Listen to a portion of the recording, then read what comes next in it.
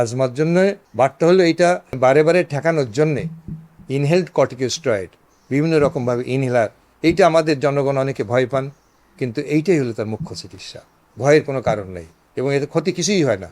আজাইরা সোসাইটিতে এইটা ব্যবহার করলে এই হইব, ওইটা হইব, বিয়ে হইব না, নানান রকম ভয় ভীতি দেখাইয়ে এইটাতে নিবৃত্ত করে। এবং অনেক সময় আমরা দেখেছি এই অ্যাজমা হয়েছে অথবা রেগুলারলি ওই ইনহেল কর্টিকোস্টেরয়েড ব্যবহার না করার ফলে এই বাচ্চাটা আর এখন ট্রিটমেন্টের আওতায় নেই, বুক টুক চেঞ্জ হয়ে গেছে। চেস্টের ভিতরে শ্বাসতন্ত্রের যে অংশগুলো আছে তার মধ্যে ইনফেকশন হলো তিনটা।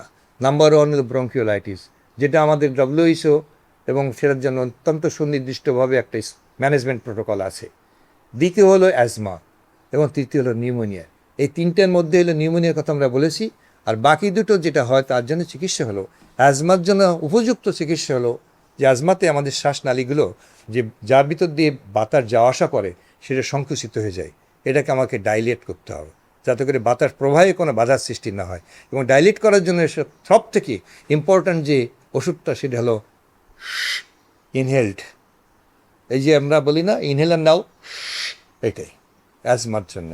ব্রঙ্কিওলাইটিসের জন্য সাধারণভাবে খুব নির্ধারিত কোনো চিকিৎসা নাই। এটার জন্য ম্যানেজমেন্ট হলো তাকে অক্সিজেন দেওয়া এবং তাকে নেবুলাইজেশনের মাধ্যমে বিভিন্নভাবে চেষ্টা করে যাতে করে তার শ্বাসনালী সেখানেও সংকুচিত হয়ে গেছে সেটাকে প্রসারিত করে।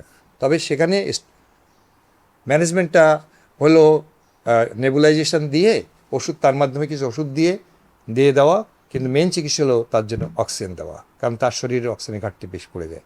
আর অ্যাজমাতে হলো অক্সিজেন লাগতেও পারে, নাও লাগতে পারে, কিন্তু যখন তার অ্যাজমা আমরা ডায়াগনোসিস করি তার জন্য প্রথম ওষুধ হলো এমার্জেন্সি হলো সালবোটামল।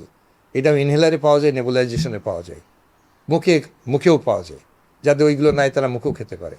কিন্তু এটা যেহেতু বারে বারে হয় সেই জন্য বারে বারে ঠেকানোর জন্যে ইনহেলড কর্টিকোস্টেরয়েড বিভিন্ন রকমভাবে ইনহেলার, এইটা আমাদের জনগণ অনেকে ভয় পান, কিন্তু এইটাই হলো তার মুখ্য চিকিৎসা।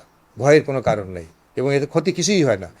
আজাইরা সোসাইটিতে এইটা ব্যবহার করলে এই হইব, ওইটা হইব, বিয়ে হইব না, নানান রকম ভয় ভীতি দেখাইয়ে এইটাতে নিবৃত্ত করে। এবং অনেক সময় আমরা দেখেছি এই অ্যাজমা হয়েছে অথবা রেগুলারলি ওই ইনহেল কর্টিকোস্টেরয়েড ব্যবহার না করার ফলে এই বাচ্চাটা আর এখন ট্রিটমেন্টের আওতায় নেই, বুক টুক চেঞ্জ হয়ে গেছে, ডিফর্মড হয়ে গেছে। তো সুতরাং আজমার জন্য বাড়তে হলো এইটা আজমা ডায়াগনোসিস হয়েছে, ডাক্তার সাহেব যদি বলে রেগুলারলি ইনহেলার নিতে হবে, কোনো ভয় ত্রুটি কিছু না, আপনি এটা রেগুলারলি ব্যবহার করে, তা না হলে কিন্তু আপনি জটিল থেকে জটিলতার মধ্যে পড়ে যাবে, চেস্ট ডিফর্মিটি হয়ে যাবে এবং একটা সময় আসবে যখন কোনো চিকিৎসাতে কাজ হবে না। সুতরাং যদি আজমা ডায়াগনোসিস হয় from the very beginning doctor পরামর্শ দিলে আপনি অবশ্যই এটা কমপ্লাই করবেন।